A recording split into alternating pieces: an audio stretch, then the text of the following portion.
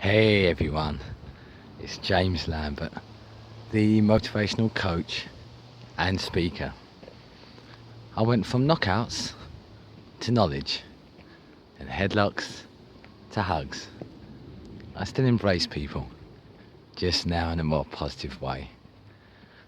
So, hello to you on this motivational Monday.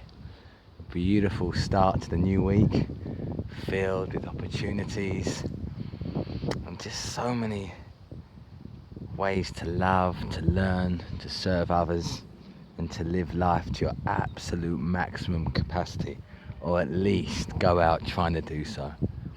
So I hope you're all very well and have had a great weekend. Join me and my furry friend Mr. Max doing his thing on this lovely morning here. Bright blue skies, nice fluffy white clouds, nice and warm today in the UK.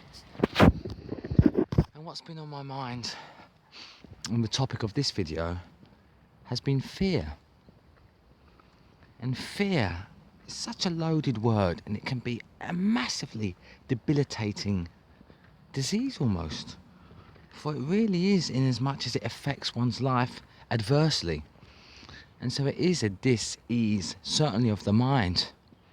And I believe if you continue to focus on fear, it can show up as disease in the body through anxiety and depression.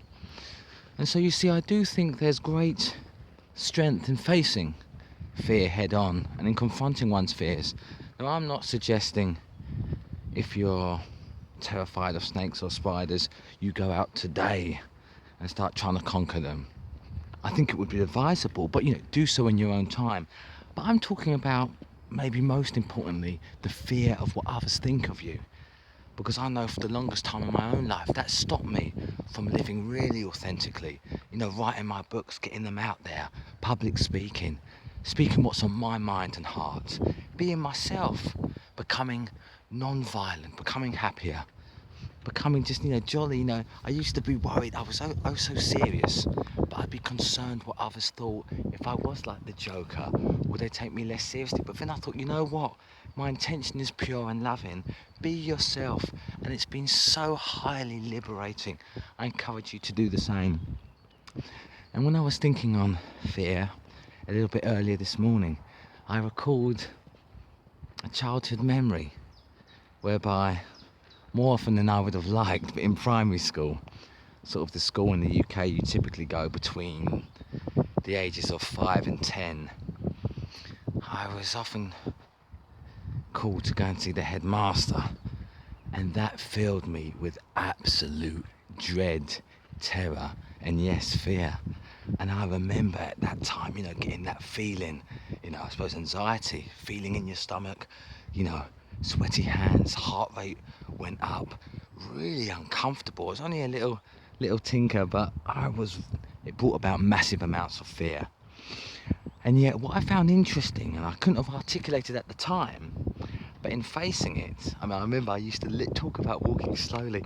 I thought that would somehow delay the inevitable, but I would literally tiptoe to his office and occasionally he'd sort of like roll up a paper and hit you, or just shout, be very aggressive. It was of course very intimidating when you're 5, 6, 7 years of age. As I say, brought on massive amounts of fear. And yet what I found interesting is that, having had the punishment meted out and got over it, it was never ever ever as worse as the terror and the fear in my mind had made it out to be. And I've actually seen this to be true when confronting all of life's fears. As I say, whether it's public speaking or other more personal fears, in truth they're always more terrifying in one's mind. And so I just want to really encourage you today, and over the coming weeks and the remainder of this year, to believe in yourself and begin to confront some of the fears. Now, they'll be different for as many people listening to this. One man's scared of snakes, another is of spiders, another of public speaking, another of maybe visiting certain family members. However, when you get down to it, it's like the fear of fear itself. I'm frightened of being fearful. So look at that and realise that in truth, your essence, that which is love, peace, it's intangible, and so of course cannot be harmed. Cannot be harmed by weapons, cannot be harmed certainly by the opinions of others. I've said it before, I say it again, your opinions, my God, they are like mouths, everyone's got one. Do not fear them. Do not fear them. For in truth they fear your power, your authenticity, all your lies behind being yourself. And when you do that, what's so beautiful is you do sort of unconsciously to begin with, but give others permission to be themselves.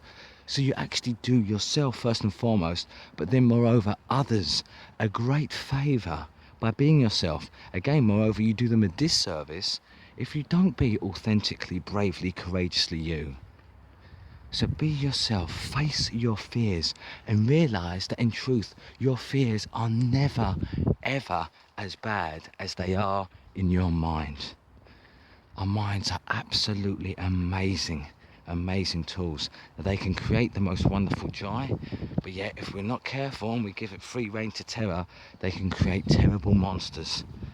And as I say, I'm not denying that there may well be monsters that live in reality. However, the fears start with one's mind, and you have control over the thoughts that, at least if not enter it, you have control of what you dwell on. And so I encourage you, face down your fears, overstand they're not nearly as terrifying as you make them out to be, and as and when you're ready, begin to confront them, albeit slowly at first, and realise you've got nothing, your essence, your truest, most highest self has nothing to be fearful about. Because I like to think, energy of which we are, it never dies, just transforms form. And so, my goodness, if you're really just worried, and if you've put your life on hold for just what people will say, no more. So I'll leave it there for today. Be yourself, be brave, confront those fears, and realise they all melt away in the sight of love anyway. As always, you are unstoppable, and I believe in you.